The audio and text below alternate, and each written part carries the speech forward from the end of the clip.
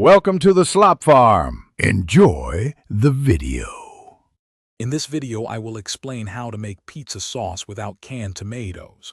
We'll start by selecting about 2 pounds of ripe, red tomatoes, like Roma or San Marzano varieties, for their rich flavor. First, blanch them in boiling water for just 30 seconds, then immediately transfer them to an ice bath.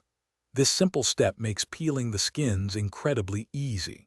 After peeling, core, and roughly chop your fresh tomatoes, preparing them for the next delicious stage of our homemade sauce. Next, in a medium saucepan, heat about 2 tablespoons of good quality olive oil over medium heat.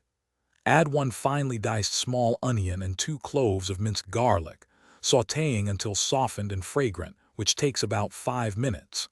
Now, add your chopped fresh tomatoes to the pan. Bring the mixture to a gentle simmer. Then reduce the heat and let it cook for approximately 20 minutes, allowing the flavors to meld beautifully.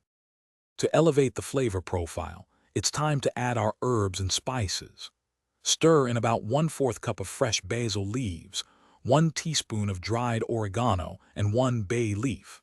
For an extra layer of depth, consider adding 1 tablespoon of red wine or balsamic vinegar.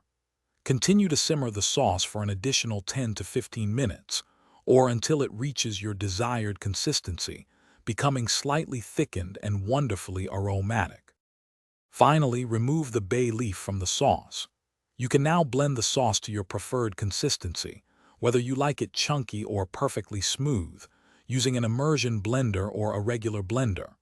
Taste and adjust the seasonings, adding more salt, pepper, or a touch of sugar if needed, ensuring a perfect balance. Let the sauce cool completely, then store it in an airtight container in the refrigerator for up to 5 days, ready for your next pizza night.